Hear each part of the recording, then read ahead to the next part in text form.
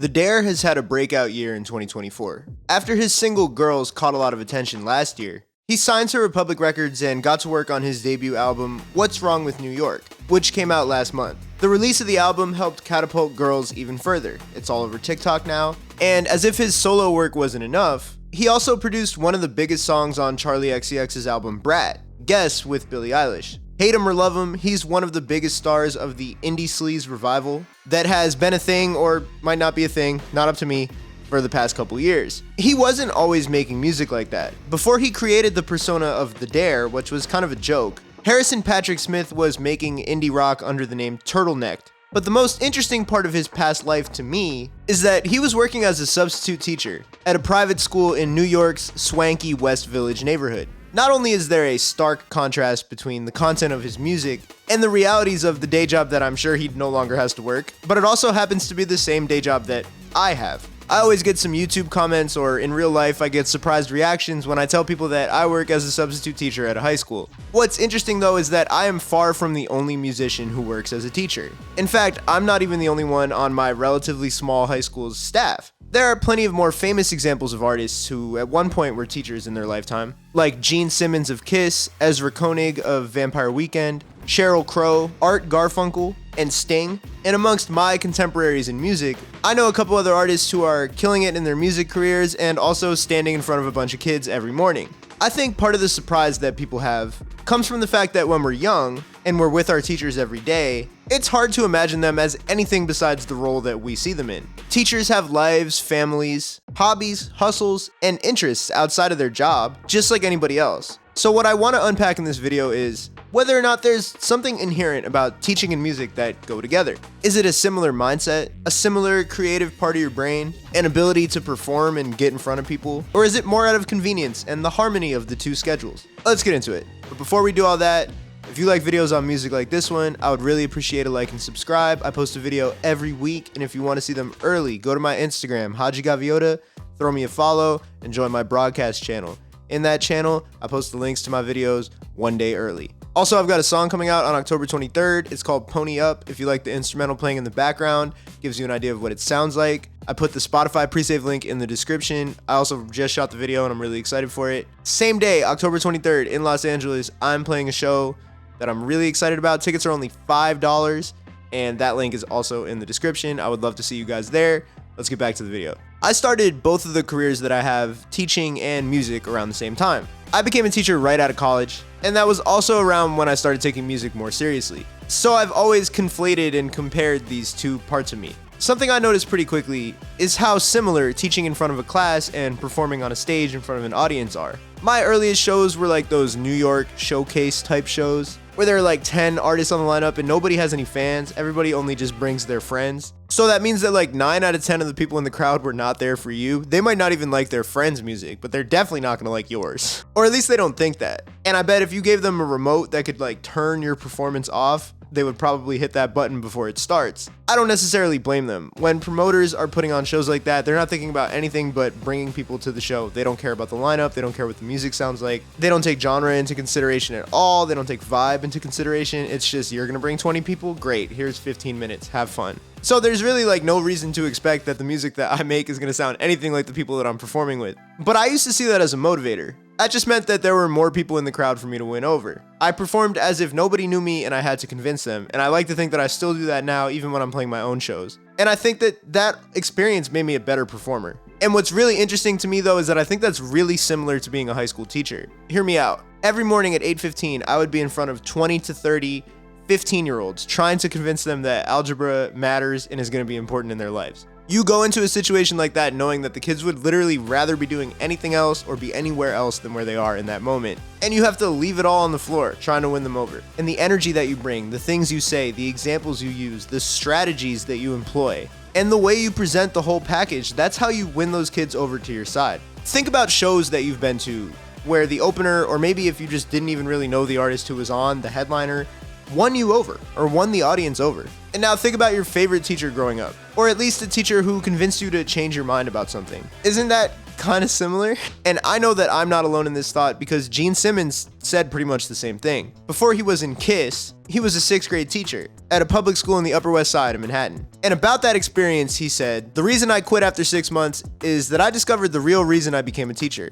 It was because I wanted to get up on stage and have people notice me. I had to quit because the stage was too small. 40 people wasn't enough. I wanted 40,000. My experience in being a full-time teacher was similar. I did the Teach for America program right out of college, which put me in a high school in the Bronx. It's the same place that I still work today, actually. I taught math and social studies there during my 2 years. During my 2nd year, I dropped a song called HADJI, and that led me to a lot of firsts. First Spotify playlist, and this was 2018, so that meant like a lot of plays. First label meetings, first publishing meetings, first manager, first headlining show in New York. It was a really exciting time. And while I didn't fully understand what the next few years would look like I thought I was gonna immediately sign to a label, immediately be on tour, like all that kind of stuff. I did know that being committed to being a full-time teacher wasn't fair to the kids if I was gonna really take the leap. The actual schedule of teaching is great. You know, everybody knows what it is. You clock out kind of early compared to people who have 9 to 5s. You get the whole summer off. You get a winter break. You get a February break and a spring break in New York. You have all these random 3-day weekends, 4-day weekends, random days off in the middle of the week.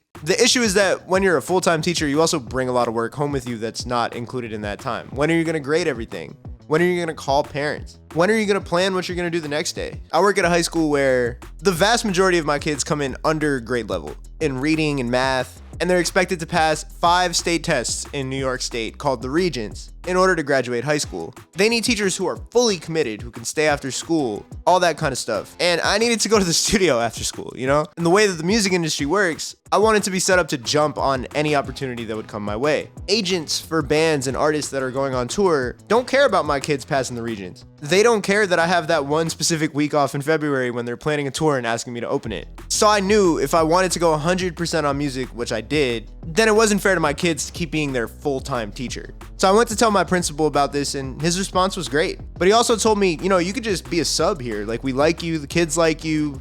You don't have to quit the whole thing. Just come whatever days that you can come. And so I've been doing that for years now. The flexibility is amazing. It's let me go on my own tour of the East Coast, let me open up on tour on the West Coast, miss a couple days for video shoots or like important studio sessions. And being a sub does come with some sacrifices. You know, I don't have health insurance. I'm down on the pecking order in the teachers union, I'm sure, which hopefully I never have to find out. My salary doesn't scale up year to year like it does for full-time teachers. And I don't get paid during the summer, which means I really have to like scrape by. But I get the freedom to chase my music career as hard as I can. And for this stage of my life, that's more than a fair trade for me. I'm not even the only person to do the Teach for America to Musician pipeline. Ezra Koenig of Vampire Weekend did the same thing during his years between his time at Columbia University and the blow up of his band. He and his bandmate made their whole first album, the self-titled album Vampire Weekend, while he was working his teacher job. He told MTV News back then about what that was like. It was a pretty hectic lifestyle. To teach all day, then go record or try to, you know, play a show, and then wake up and go to work again was pretty difficult. This is tough stuff and it's relatable to me, but to be fair, other people with 9 to 5s and performance careers also have to wake up early, so it's not unique to being a teacher. What's a lot funnier is hearing from his old students about it all. And The Guardian actually interviewed them back in 2008, ahead of the band's performance at Glastonbury. Then 15-year-old Isaiah White said, "I couldn't believe he was my teacher because it looked like he just got out of high school." This one resonates for me. It happens less for me now as I slowly enter my UNC era. But during my first year of teaching, I was literally 21. So the security guards used to always try to get me to go through the metal detector when I walked through the building. They would like stop me in the hallway and think I was a student. Another student, Karan Jones, said we would call him Peter Pan, Spider-Man, Ashton Kutcher, every name in the book. Ezra worked at a school called JHS 258 in Brooklyn. It's actually closed now, and the building is now an Uncommon Schools charter school, but I found data from when it was open that says that the student population was 78% black and 2% white. My school is also about 2% white, so the kids call me other white celebrities like Yeet, but mostly they just get me confused for the other white 20-something teachers on the staff. Look at 2008 Ezra Koenig though. You could totally see why he would catch some Spider-Man allegations. And I've had other musicians tell me that I remind them of Yeet too, not like musically, but like appearance-wise, so it's not that crazy, I guess. I feel like if my kids knew about Rex Orange County, that was probably what they would call me. But even from Ezra's time teaching to mine, and I'd like to tell you that 2008 when he was teaching was just yesterday, but it's actually almost 20 years ago now. The concept of being a teacher who is a musician has evolved a lot. Because of the music that I make, Not only do I have to have a public Instagram and a TikTok, but I'm encouraged to post on them like all the time. And so a lot of my kids are aware of that and they follow me on social media, even though I tell them that I'm not gonna follow them back until they graduate. Some of them like my music, most of them probably just don't care. I have this video of a former student of mine. This is after they first found out. Come on, man. No, come on, man.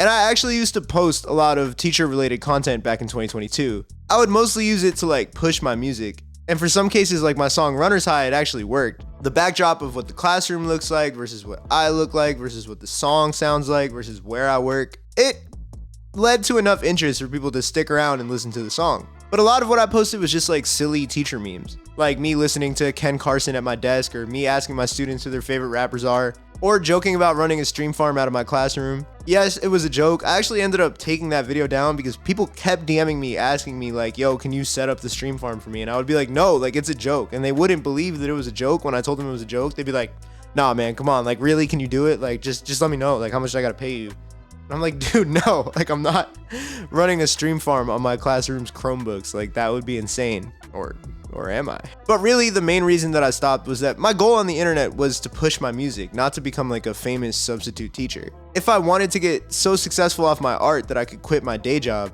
then if I use that day job to get that attention, what happens when I quit? That was the rationale that my old managers and I had at the time. And while I think that there might have been room for like more teacher content, or maybe there was a way for me to angle it that, you know, could have like led to more interest in my music than just like being like, haha, silly teacher meme. I don't regret slowing down on that type of stuff, like the cheap TikTok stuff that I was doing, because even if it was effective, sometimes it was more of like a crutch, because at the time I couldn't make just like good music videos myself, you know? I just leaned on the teacher meme stuff because I didn't want to put in the work of like learning how to really promote myself. And now I've grown so much in the video editing department, in the script writing department, in like the narrative department, that I feel like I can make interesting content about anything, including my music. It was always pretty funny when I would end up on my kids' For You pages though. While the algorithm might show the kids my stuff, most of my kids have no idea that another one of the teachers on the staff is actually an incredibly talented and accomplished rapper. When I first started teaching, one of the veterans on the staff kind of took me under his wing a little bit. He taught the Ableton class and I helped run the Ableton club after school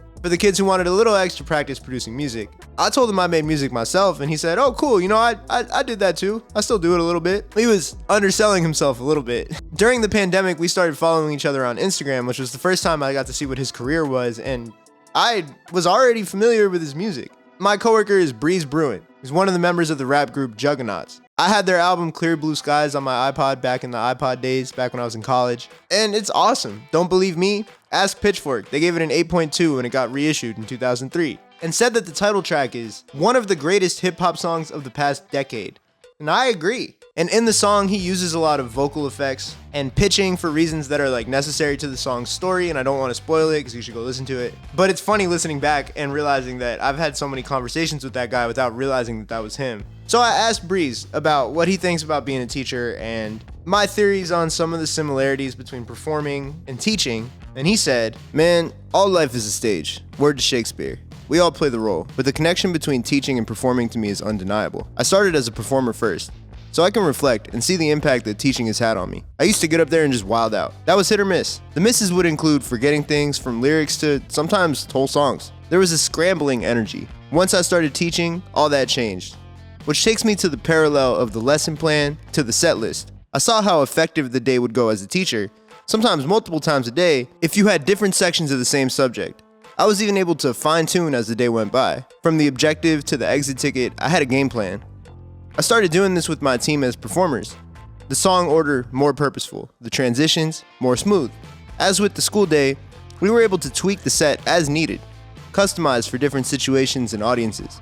You gotta be careful not to get too scripted, but I feel the adaptation to a more lesson plan approach has really helped to improve my performances. Monet No is another artist friend of mine who's been killing it as a teacher, while balancing a successful music career. Despite only starting to release music a little over 2 years ago, he has a song with over 12 million streams on Spotify now called Ruby Sparks. Charlie D'Amelio used it on TikTok. If that happened to me, I could probably never get my high schoolers to shut up about it, but it's different for Monet because he teaches younger kids. It's really cool seeing the way that he can integrate his musical talents into the classroom while he's working with kindergartners. He regularly will play songs for them on the guitar and then post it, which is very cute, very wholesome. So I recommend following him and checking it out. But also, just listen to his music because it's really good. Michael Kirby is the dean of a middle school in New York. But he used to be in a rap group that you might be familiar with called Brockhampton. Not to sound like a hipster or an or anything like that, but I found Brockhampton before Saturation. From Kevin Abstract's solo album MTV 1987, and then I just kind of followed the whole group. Their 2016 project All American Trash is what really got me into them. And one of my favorite songs on that was Contacts, which was a solo track from an artist named Rodney Tenner. I love this song so much that I learned it on guitar back in the day, and it was one of the songs that I would practice to get better at guitar. He had a verse on the song Infatuation too, which is probably my second favorite on the album. He ended up leaving the group before Saturation and became a teacher in New York. He still releases music too, but it's under the name Michael Kirby. He and I have talked a few times before this video about what it's like balancing being an artist and being a teacher. And so I hit him up again when I started working on this video. He dropped an album last year called Shoulders Carry Honor. That genuinely is one of my favorite projects that I've heard in a minute. It's for people who are fans of artists like Saba or maybe like J. Cole. But it has a lot of R&B elements infused in it and some really good singing to go along with really good rapping. The whole album has this like overarching narrative that's weaved together really well. It's not entirely about being a teacher.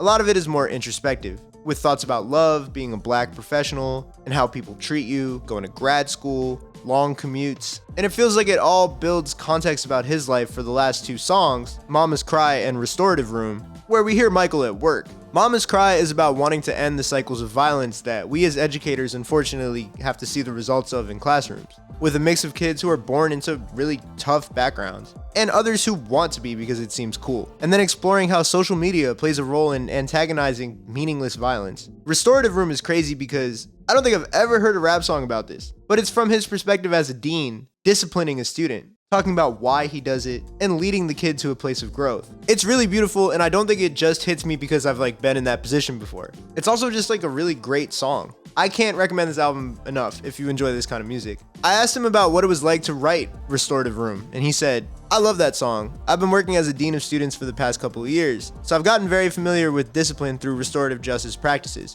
It was therapeutic to write about the process of walking a student through the effective questions and explaining that the way I show love and show up in my students' lives is through high support and high accountability." At the end of the song, he says something that any teacher who cares would say to their kids after they ask them something along the lines of, "Yo, mister, why are you on my d-?"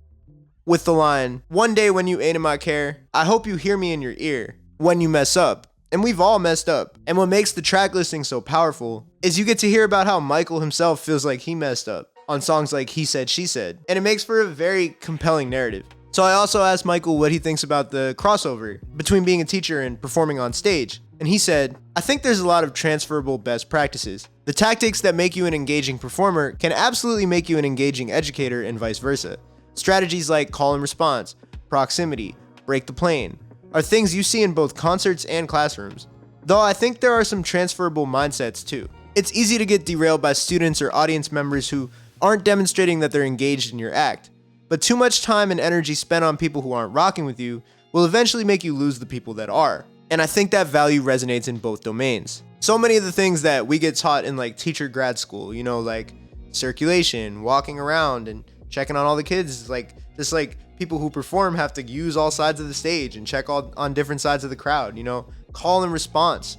Like when an artist asks you to reply to something, think about all the times teachers ask you to do something like that, especially when you're younger. You know, there's so many through lines. And there are two different ways to interpret this crossover world between teachers and musicians. One is that it kind of sucks that extremely talented artists can't just live off their art. Artists with sterling reputations in their field, or who were part of one of the bigger collectives of the 2010s and 2020s, should be able to afford to live in a society just off of that, if you ask me. But I also think it's important to give agency and remember that just because someone is talented enough to do that doesn't mean that they have to.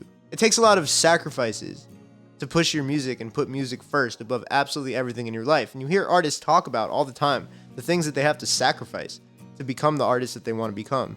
You know, personal relationships, family relationships, milestones, bank account things, watching your friends get into further stages of their life while you're still trying to get your career off the ground. A lot of us are aware of how unfair the music industry is, how cutthroat it is, how with the rise of streaming, songs are becoming more and more devalued. The touring economy is broken, as I've covered for both the big guys and the little guys. Making your art because you love it is the goal, and it should be the goal. And of course, we want to be able to sustain ourselves financially from that and have the time to do it. But we as listeners and creators shouldn't value art more or less based on whether or not it's making money or not. To be honest, the music industry isn't really set up anymore for artists to just make money off only their art. Even for artists that we perceive today as really successful. A lot of them parlay their popularity in music into brand deals and appearances and merch sales. Because those things make way more money than the streaming of their actual songs or the record deals that they sign do. And these things can taint the art. They don't always do, but they can. And they require an entirely different mindset than creating the art does. Who can blame a talented artist who looks at all that and says,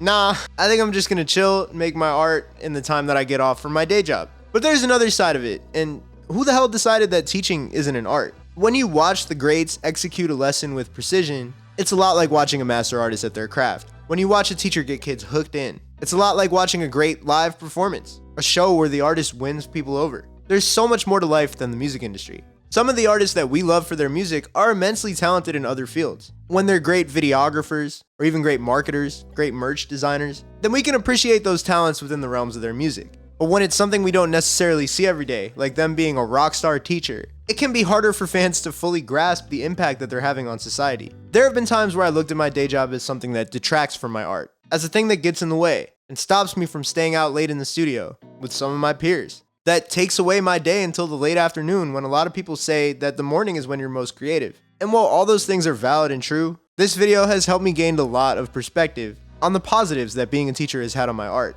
When kids come up to me all excited to show me their music, or tell me how that they saw what I was doing and it opened up their minds to new sounds or new things, and cool types of music that might not be what they're listening to, it makes my day. It might make my day more than like hitting certain music milestones. And these kids constantly keep me young by putting me on to whatever they're listening to, which is honestly a superpower and a great way to stay motivated and on top of things. Sometimes I feel guilty about taking a step back from my full-time teaching role and taking on the substitute position to give more time to my music and my creative endeavors in general like this. And I feel like I should be doing more for the kids. But I also see how chasing my passion in front of them is a lesson in itself, and that makes me want to go harder. And I think there's something similar inherently inside the people who are the best performers on stage, and the people who are the most captivating educators, the people who write the best lesson plans, and the people who write the best songs. And yeah, it applies to anybody who's making a presentation at their day job. You can be a consultant who makes the most fire PowerPoint of all time, and it's kind of the same concept. But that skill of communication, communicating with people, and getting a message across is the through line for all of the people who have these kinds of positions. And whenever I hear people say something along the lines of those who can't do, teach, I think a lot about these people that I know and I've talked about in this video who both do and teach all the time, every day. And I hope these people realize one day that teaching is also doing. For as many rappers who get out there and say something along the lines of, my teacher said I wouldn't be you have to remind yourself that saying, Mr. Smith helped me love the English language, doesn't sound as cool over a beat. But that doesn't mean it didn't happen. Another thing that artists and teachers have in common is that the value that our society places on them is both way lower than it should be. But hey, that might be for another video.